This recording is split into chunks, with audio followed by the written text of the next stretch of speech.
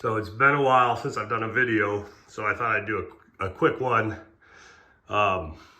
This is what we affectionately refer to as the East Lewiston shops. So we're empty nesters, so as the kids moved out of the house, we were slowly took over rooms. So originally this was kind of going to be a craft room, but it just turned into a kind of a workshop room. I guess we could do other stuff besides model railroading in here. So, but this is where I do most of the work before I take a layout. So, not usually in this state of cleanliness. So I just kind of thought I'd go through what we've got here. So, good thing to have for us are all these drawers. So there's various things in the drawers. Like for instance, this is where I just keep all my N scale vehicles before they go to layout. These are all locomotives that have clean wheels and run. I've got a lot of bits and pieces, kind of need to go through these. I use plates to keep things I think will be useful at a later date. For instance, this Concord fuel trailer will probably end up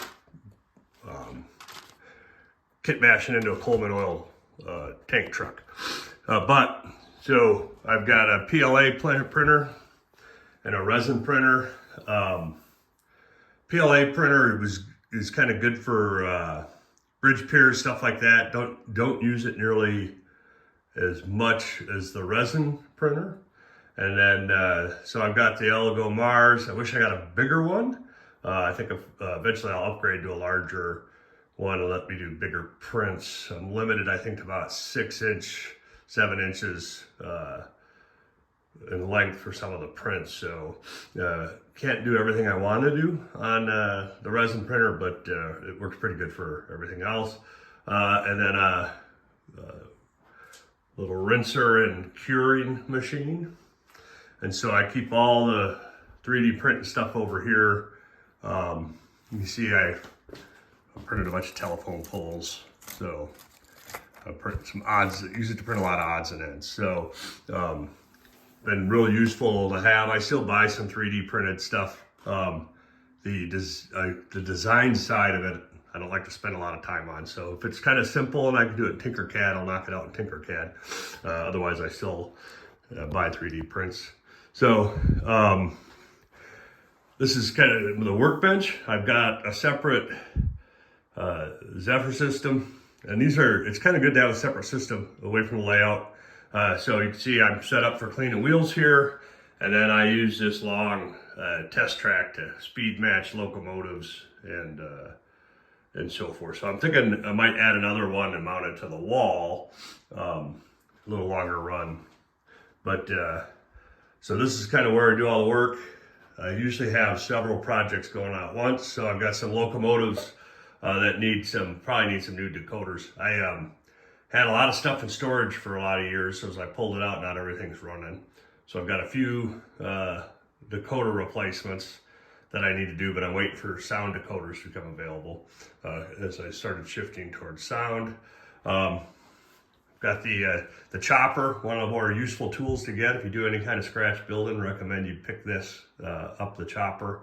It's really good for cutting common lengths. I've been working on a barbed wire fence for Fen. I'm trying to see if I can kind of quickly do barbed wire fences instead of using the woodland scenic ones. And so far it's turning out okay. The jury's out whether I do all the barbed wire fences myself.